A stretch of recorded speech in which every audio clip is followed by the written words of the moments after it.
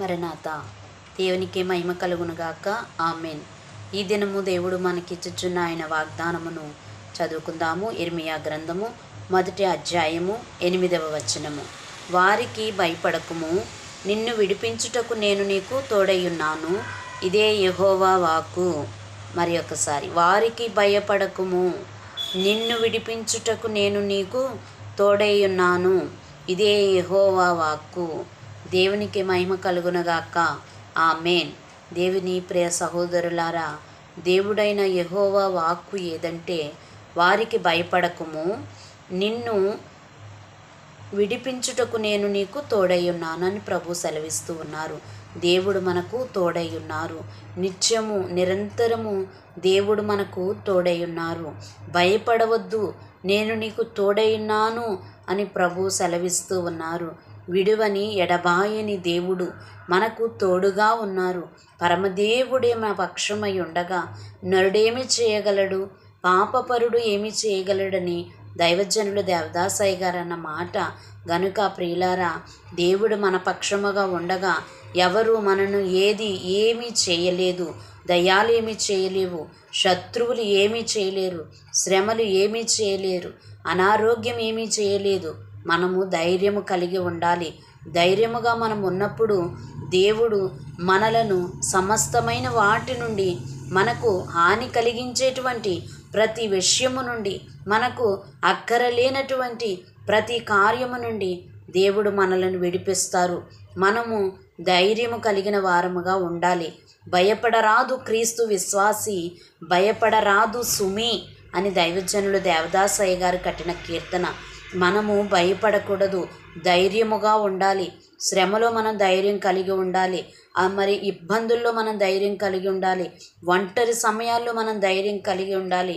లోకములో మనం ఉన్నప్పుడు ధైర్యము కలిగి ఉండాలి. ఎందుకు? మన ధైర్యం ఏమిటి?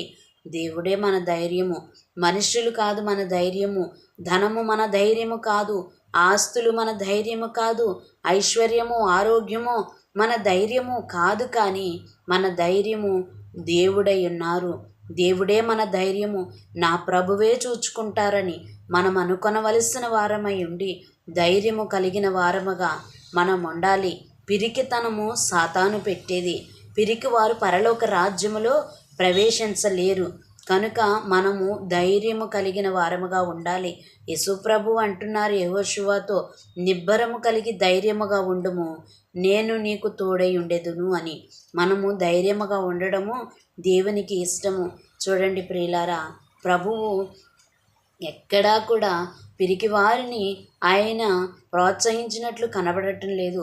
ధైర్యముగా నిలబడిన వారికి ప్రభువు గొప్ప జయాలిచ్చినట్లుగా భారాన్ని మనము ప్రభువుపై వేసి మనము ధైర్యముగా శ్రమలోనైనా ధైర్యము కలిగి నిలబడాలి. ఎందుకంటే మనము బలమైన దేవునిని మనం కలిగి ఉన్నాము. మన ధైర్యము మన దేవుడే. మనం భయపడవలసిన అవసరత ఎంత మాత్రము లేదండి, నిజముగా లేదు. మనం ధైర్యము కలిగిన వారముగా ఉండాలి. భయము మనలోనికి రానియకూడదు. భయపడ్డామంటే మనము అవిశ్వాసముతో ఉన్నామనే. భయపడుతున్నామంటే మనము ఇంకా దేవుని యందు నమ్మకము ఉంచలేదనే మనం అనుకొనవలసిన వారము. గనుక మనము భయపడక్కరలేదు. ఎంత మాత్రము భయము మనము కలిగి ఉండవలసిన అవసరత లేదు. అనారోగ్యముగా ఉన్నాను, ఈ అనారోగ్యము వలన నాకు ఏమి కలుగుతుందో, నేను ఏమైపోతానో, నా బిడ్డలు ఏమైపోతారో అన్నటువంటి భయము మనకు అక్కరలేదండి. అనారోగ్యం కలిగిందంటే శరీరాన్ని పాడు చేసిన, శరీరాన్ని కలుగజేసింది ఎవరు చెప్పండి? దేవుడు తన స్వహస్తాలతో మనలను నేల మంటిని తీసుకొని తన పోలిక చొప్పున నరుని నిర్మించిన వాడు దేవుడు. ఆ శరీరాన్ని పాడు చేయడానికి సాతానికి ఎంత మట్టుకు అధికారం దేవుడు ఇస్తారు చెప్పండి? కనుక మనలో అనారోగ్యం కలిగినప్పటికీ తిరిగి స్వస్థపరచువాడు నా దేవుడే అన్న ధైర్యము మనము కలిగి ఉండాలి. అలాగే శ్రమ వచ్చినప్పుడు మనము ధైర్యముగా ఉండాలి. శ్రమ మనల్ని ఏం చేయగలదు? మన దేవుడు మన పక్షముగా ఉండగా ఏది మనల్ని ఏమీ చేయలేదు. ఈ చులకనపాటి శ్రమ మమ్మల్ని ఏమి చేయగలదని పత్రిక పాఠముల్లో మనం చదువుకుంటూ ఉంటాం. ప్రతి శ్రమ కూడా చులకనపాటిదే, మనల్ని ఏమీ చేయలేదు ప్రియులరా. మనము ధైర్యముగా ఉండవలసిన వారమై ఉన్నాము. శ్రమ వచ్చినప్పుడు కానీ, వ్యాధి వచ్చినప్పుడు కానీ, మనకున్న వ్యతిరేకులు మన పక్షముగా వ్యతిరేకముగా ఉండి మనకు విరోధులుగా మారి మనల్ని ఏదో చేయాలని వారు ప్రయత్నాలు చేస్తున్నప్పటికీ